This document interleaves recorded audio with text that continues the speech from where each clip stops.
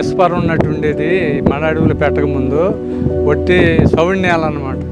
తర్వాత 2006, 2007 ఆ టైంలో మన మ్యాంగ్రోవ్ ఫారెస్ట్ ఛానల్స్ తవ్వడం మొదలెట్టారండి. అక్కడి నుంచి 2008, 2009లో మొక్క నాటడం జరిగిందండి.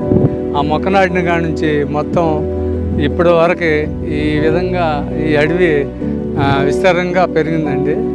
అయితే ఇంతకుముందు ఏదైనా విభక్తులు వచ్చినా ఏమొచ్చినా సముద్రం ఉన్నట్టు మొత్తం వాటర్ అంతా ఈ విధంగా వచ్చేసి ఊరికి ఆనుకుని కరగట్టుగా కొట్టుకున్నాయండి.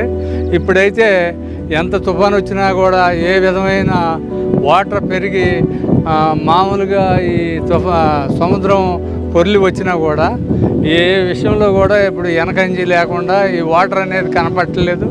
జనాలు భయాందోళనకి గురి అవ్వట్లేదండి. ఎవరికాళ్ళకి ఇప్పుడు ధైర్యంగా ఉంటున్నారు.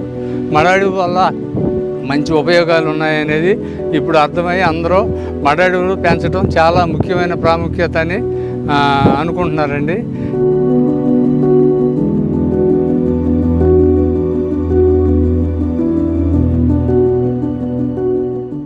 ఈ వీడియో నచ్చితే లైక్ చేయండి, షేర్ చేయండి.